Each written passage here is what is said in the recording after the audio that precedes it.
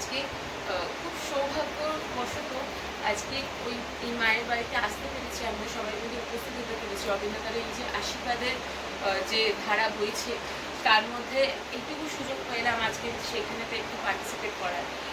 সে প্রথমেই এত সুন্দরভাবে ঠাকুরকে সাজিয়েছেন, আসনটা দেখি এত ভালো লাগছে, মনটা খুব আনন্দিত হয়ে গেল।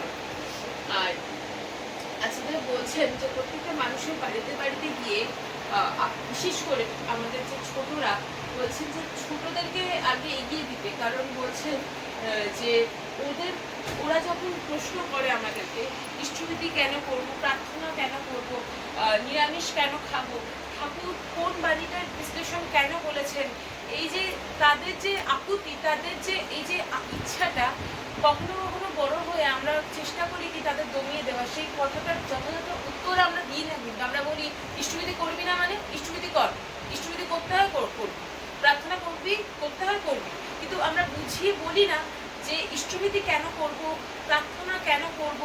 আমাদের আচরণ বলছেন ঠিক ওই জায়গাটায় হাত দিতে। প্রত্যেকটা বাড়িতে যখন ছোট ছোট বাচ্চারা থাকে, একবার পিতৃদেবের কাছে মানে আচরণ নিজের কথা গল্প করছে যে তিনি যখন ছোট ছিলেন তিনি কখনো ঘুম থেকে উঠতে পারতেন। পিতৃদেব কি করেছিলেন সেই সময়তে যত ছোট ছোট ওখানে ছোট ছোট বাচ্চারা ছিল তাদের জন্য একটা ভোরের টিফিনের ব্যবস্থা করেছিলেন, একটা লুচি তরকারি মানে একটা খুব গ্রহণীয় খাবারের ব্যবস্থা করতেন।